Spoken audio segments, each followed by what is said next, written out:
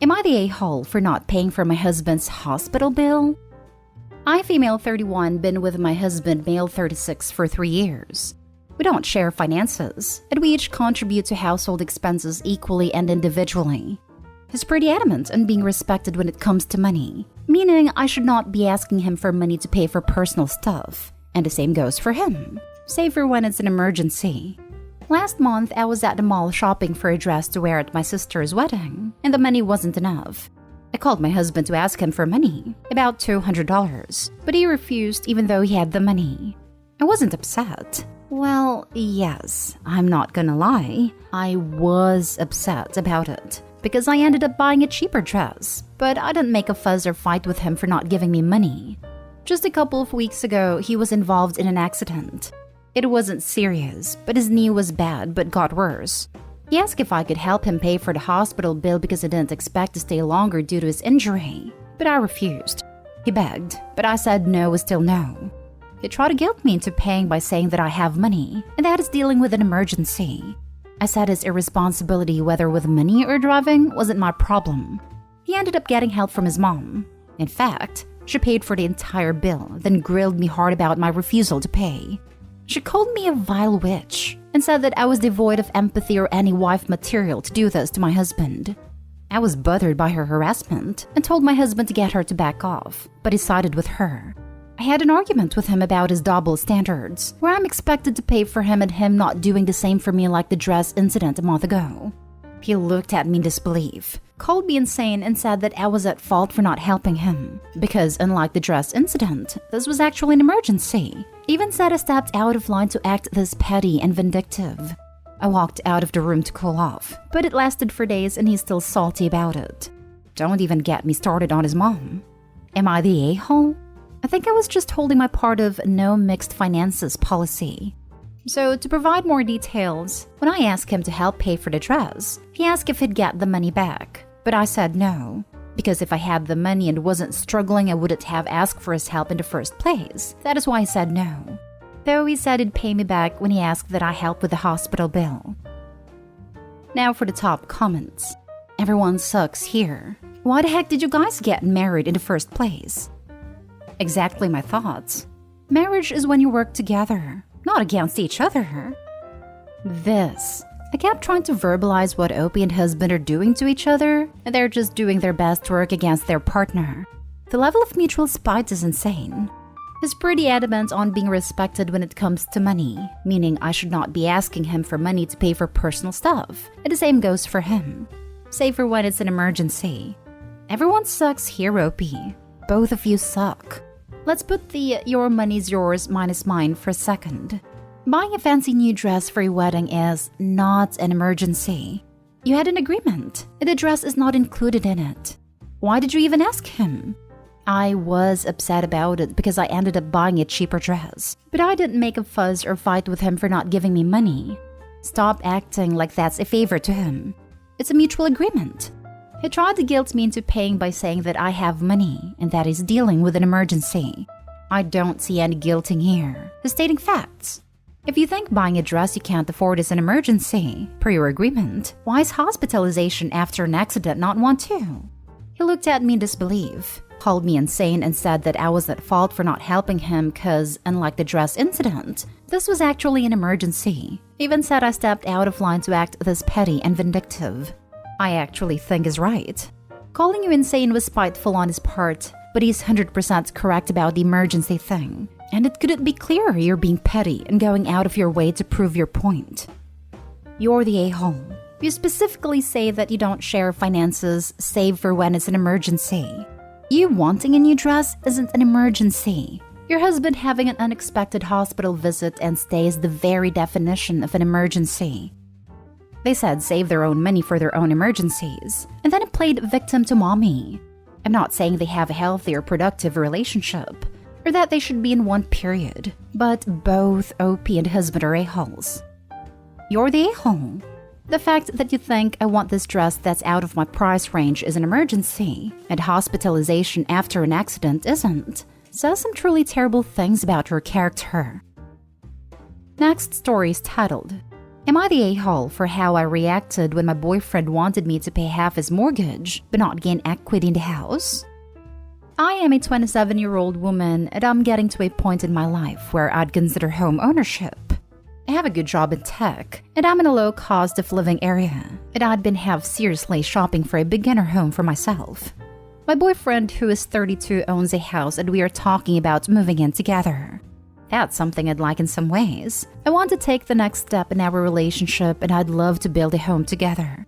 But I also have some equity as a personal financial goal, whether that would mean owning a home together with my boyfriend or buying my own starter home. But he already has a home and he's the sole owner. He pays $1,300 a month in mortgage and taxes and $430 in utilities. He wanted me to move in with him and pay half of that, so $650 for the monthly payment and $215 for the utilities, so $865 total, but it'd still be the sole owner. I said that I'd either want to be living somewhere I'd be gaining home equity, or establish a rental agreement that is at least as good as my current rental situation, which is allowing me to save for a down payment. And if it's going the rental way, I'd want a lease and all the rights and responsibilities of the lessor, him and the lessee, me, laid out. For example, the maintenance responsibilities being on the landlord, term of occupancy defined, a written agreement on the cost of rent and other monetary responsibilities. And I'd want to compare that to my current lease. My current landlord is very on top of maintenance, charges me $680 a month for rent, all utilities included. So if his lease agreement ended up being $865 monthly and the building is in worse repair, that would be a harder choice. I wouldn't want to raise my rent to live in worse conditions. I'd want a rent price that is in line with the current rental market. I'd estimate the rent he could charge on the open market for a room in his house in its current condition would be about $400 or $500 max. He got really upset, saying that he wanted to make a serious step in our relationship, and I was treating it like business, like I was putting on my work persona. I said that I wasn't trying to treat this like work. I do have a job where I have to be kinda detail-oriented and argumentative, but I was just trying to make good financial choices for myself just like he was doing. I said that honestly, I didn't think it would be a good choice to pay half of his mortgage, but he is the only one gaining equity. Unless there were other terms that made it more like a rental agreement, with me as a tenant, him taking full responsibility for the property and its maintenance, my rights defined and the price being competitive with the current rental market. He got really frustrated and said I sounded like a gold digger. But I laughed at him and said if I were a gold digger, I'd be living with him for free. I'm not sure what I'm gonna do. I'm seriously considering extending my current lease. But I know my boyfriend feels upset I took my work approach out around him, instead of talking like it was a relationship talk. Am I the a-hole for how I discussed moving in with my boyfriend? Not the a-hole. And if anyone is a gold digger in this scenario, it's him. Good for you on looking at this from a business arrangement perspective, because it is. If you decide to live with him, I would go forward with having a signed contract as you've laid out. For you though, you might consider going ahead and purchasing a home but renting it out. That way you're still gaining equity in a property, living with your boyfriend and is still getting some rent. Just a thought, but whatever you decide, getting a contract with a boyfriend to living arrangements and expectations covers you in any circumstance. Not stay home. OP, don't move in with him unless you're going to save on rent. There's no benefit to you as it is. Basically, you'll be saving him a bunch of money, extending yourself further financially, and without a lease or anything, it sounds like he could kick you out if things don't work out. I also bet if something broke, he'd want to share the cost of it. I tell him you'll move in with him with a leading contract, B, $400 a month in rent, and C, no obligation to help pay for anything else. Then, save up. Buy your own home and rent it out until you two decide if you have a future together or where that future is headed. Not stay home, or establish a rental agreement that is at least as good as my current rental situation, which is allowing me to save for a down payment. This seems like a good compromise. You shouldn't have to pay more than your current rental agreement because he owns a house that he bought on his own. That seems like he's trying to take advantage of you. He gets half off his mortgage. You pay more than what you are currently paying? Openly discussing finances is part of a relationship, especially one that's getting serious. You should know each other's income and all debts. and past criminal history/kids should be on the table. There is a difference between being a gold digger and protecting your interests fairly, something your boyfriend seems to be missing. He'd still get a deal even if you only pay the equivalent to what your rent is now, because he'd have extra money he didn't have before. Splitting things evenly isn't always fair. This is one of those situations. Not stay home. You are being irresponsible adult thinking ahead, while your boyfriend just wants to pay less for his mortgage. His proposed deal would only benefit him. Do your thing, savor your own property and live your best life. Next story. Am I the a-hole for refusing to put my packaged snacks back in the fridge per my husband's request? Hi, I, female 34, am diabetic, and keeping packaged snacks near me is essential, because oftentimes I get low blood sugar due to issues I have with appetite. I don't eat lunch or dinner properly. My brother-in-law and his pregnant wife moved in with us a month ago. The issue began when my sister-in-law started eating my snacks that I usually keep inside the fridge. I tried buying more snacks, but sometimes they run out, and I end up drinking water mixed with sugar in the middle of the night because I don't have anything else to eat, and my husband won't go out to the store and get me anything. I told my husband, and he told me to be patient with his brother's wife because she's pregnant and is considered sort of sick, so she needs to be cut some slack. I had it, to be honest. I moved all my snacks into the bedroom and inside a box just to keep them safe. Sister-in-law said it was strange that I no longer buy snacks, but I told her that I actually still do. I just keep them safe in my room so no one can touch them. She side-eyed me, then an argument ensued after my husband and his brother came home. My husband berated me for being rude to sister-in-law and childish for moving the snacks and keeping them in the bedroom. I told him why I did that though. He knows what was up, but he said I overreacted and that there was no harm in sharing. He demanded I put whatever snacks I have back into the fridge and stop acting like a child. I said that I won't, and if a sister-in-law and her husband get upset, then they need to understand that I'm diabetic and need those snacks essentially. He yelled in my face, calling me childish, then walked out. Brother-in-law and sister-in-law are cold-shouldering me, and my husband keeps pushing for me to put the snacks back into the fridge where they belong, or he won't speak to me as well. Am I the a-hole? Now for the top comments. Not the a-hole. She can buy her own damn snacks. She's gestating a baby, not turning into one. And she should be able to afford them, not paying full rent for a place of their own.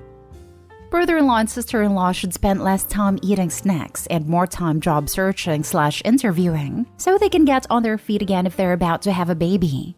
Not stay home. Not stay home. Let me get this straight. Two adults who are about to bring another human into the world are having a meltdown because you won't share your snacks? Please tell me there is a plan for them to move out soon, because this will not get better when the baby shows up. They're going to have a laundry list of things you should be doing for them. Yeah, when exactly are they moving out? I think Opie needs to move. They don't understand she could die. Unless the pregnant lady is also diabetic, she is not going to die and the baby won't be harmed if she's hungry. Opie will literally die if she doesn't have these handy. Aside from which, they belong to her. The husband yelling at his diabetic wife over snacks is the child. Your pregnant sister-in-law needs to buy her own damn snacks. Your pregnant sister-in-law needs to keep her hands off your snacks. Your husband needs to back you up. You're drinking sugar water in the middle of the night because there is nothing else? This is wrong. Your pregnant sister-in-law needs to be grateful and respectful that you took her in. Her entitled behavior is only going to get worse when the baby comes. I am so sorry. Not stay home and tell your husband to pound sand and buy a mini fridge and get a lock on it. And you don't have to care if anybody likes it. Take care of your own health first. It doesn't sound much like anybody else cares about you and your diabetes. Now for the last story. Am I the a-hole for refusing to kiss my husband's wound? Background. Whenever my 9-year-old son gets injured or hurt, I normally kiss the injured area as a way to comfort him and make the pain go away. I also use it as a source of strength, and he certainly sees it this way. I do not kiss the skin directly, but after I cover the injured area, obviously. My 35-year-old husband got into an accident and had an wound, on the left part of his chest. He has zero pain tolerance, but it takes medication for it. The other day, I was helping change his wound dressing and clean up the wound. Before I could place the new wound dressing, he asked me to kiss it. I refused. It just didn't feel right. His wound was still fresh, and there was already antibiotic ointment applied there, so I just didn't want to do it. He insisted and I kept declining. He then got mad and said that I'd do this with my son. Why not him? I suggested that we just let it go and proceeded to apply the new wound dressing. He stopped me and went on a long vent about how I don't care about him and that I clearly feel grossed out by him to not want to kiss his wound. I thought that was silly and told him to let me finish changing the wound dressing, but he started arguing and had me leave the room. I left and he kept sulking for the rest of the night. He then told my son that mommy doesn't love daddy and don't want to kiss his wound so he could get better. I was floored. My son actually came at me for upsetting my husband and just made me feel bad all around. I kept thinking that I caused this situation and should have just done what he wanted me instead of creating this tension at the house. So, what do you think? Not today, home. Remind your husband that kissing his boo-boo is a mom's job, not a wife's. If he'd rather have a mom than a wife, he needs to go back to his mom's house. And involving your son in his temper tantrum makes him double the a-hole. I wish I could upvote this 100 times. As a man, this post makes me embarrassed that he represents us. Not today, home. Your husband owes you an apology. Not only would I not apologize to him, I would 100% call him out on his manipulative behavior. Ask for an apology and agreement that he promises to never again use your child as a weapon. That crap is toxic AF. He should apologize to his son too. What a piece of work. This times 1,000.